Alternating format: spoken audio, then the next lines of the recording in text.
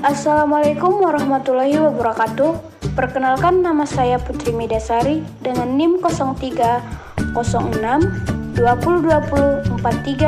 dari PGMI 2 semester 3. Di sini saya akan menjelaskan tentang perubahan fisika dan kimia. Yang pertama-tama yaitu definisi tentang perubahan fisika. Perubahan fisika adalah bentuk perubahan pada zat suatu benda yang hanya dapat dilihat dan diamati dari tampilan fisiknya saja atau penampilan luar. Jadi, perubahan fisika tidak mengubah komposisi kimianya dalam zat benda tersebut. Perubahan fisika tidak sama sekali merubah materi atau membentuk zat yang jenisnya baru pada sebuah benda. Adapun sifat perubahan fisika adalah dapat dilihat dan diamati perubahannya dari luar dan juga dapat kembali menjadi keadaan semula setelah zat tersebut berubah. Misalnya, saat mencairkan es batu dari freezer, kemudian cairan tersebut bisa menjadi es kembali jika dimasukkan ke dalam freezer. Yang kedua, definisi perubahan kimia. Perubahan kimia adalah salah satu perubahan yang terjadi pada bentuk dan ukuran zat yang kemudian menghasilkan zat baru. Perubahan materi ini menghasilkan jenis dan sifat materi yang berbeda atau baru dari zat semula dan kemudian disebut juga dengan istilah reaksi kimia. Reaksi kimia ini menimbulkan substansi atau komposisi penyusun zat yang berubah menjadi rumus kimia yang baru. Reaktan adalah unsur dari suatu reaksi, sedangkan hasil akhir dari reaksi tersebut adalah produk. Dalam praktiknya, perubahan kimia akan mengalami penyusutan zat saat berubah. Contohnya, pada campuran hidrogen dan oksigen akan menghasilkan air. Yang selanjutnya, kita akan bereksperimen tentang perubahan fisika dan kimia. Yang pertama-tama, kita menyiapkan alat dan bahan, yaitu mancis, wadah, kertas, dan es batu. Langkah kerjanya, yang pertama yaitu percobaan yang pertama. Keluarkan es batu dari freezer dan masukkan es batu ke dalam wadah. Kemudian, tunggu beberapa menit dan amati perubahan yang terjadi. Percobaan yang kedua, ambil beberapa kertas, kemudian bakar menggunakan mancis. Lalu amati perubahan apa yang terjadi.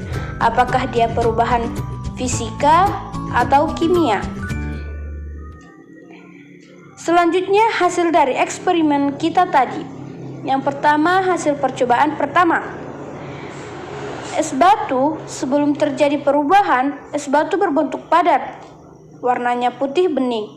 Dan setelah terjadi perubahan, es batu mencair menjadi berwujud cair dan warnanya putih bening.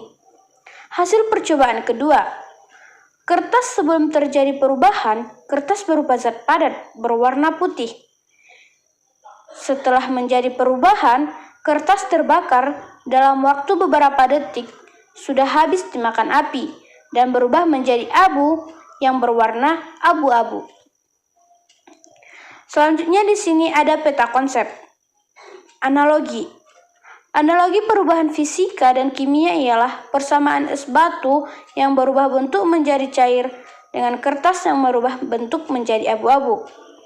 Ilustrasi bisa kita lihat di peta konsep yang tersedia di sini. Definisi.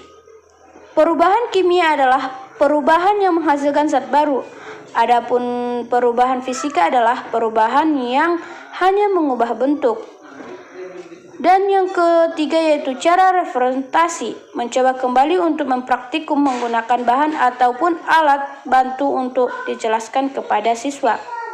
Yang selanjutnya yaitu demonstrasi. Demonstrasi perubahan fisika dari es batu ialah mendiamkan es batu hingga meleleh menjadi air. Demonstrasi perubahan kimia dari kertas yang dibakar ialah membakar kertas menjadi abu. Yang selanjutnya contoh yaitu perubahan fisika yaitu es batu yang tadi mencair dan perubahan kimia yaitu kertas yang dibakar. Dan selanjutnya ada penjelasan. Penjelasan perubahan fisika es batu dari padat ke cair. Penjelasan perubahan kimia terjadinya perubahan wujud zat dari kertas putih yang padat menjadi abu gelap yang ringan setelah dibakar. Nah, selanjutnya ada rancangan pembelajaran yang saya lakukan kepada anak didik saya nanti.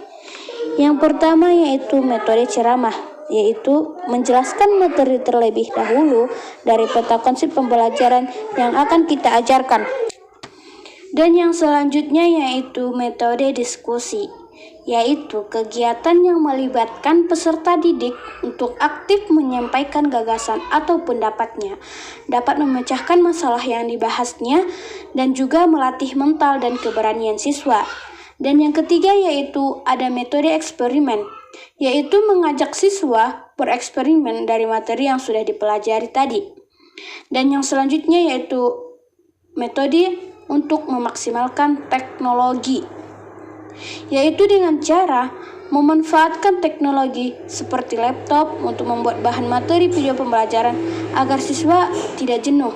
Baiklah, demikianlah hasil dari PowerPoint saya yaitu tentang perubahan fisika dan kimia. Mudah-mudahan berguna bagi kawan-kawan yang untuk nantinya menjadi tenaga pendidik. Assalamualaikum warahmatullahi wabarakatuh.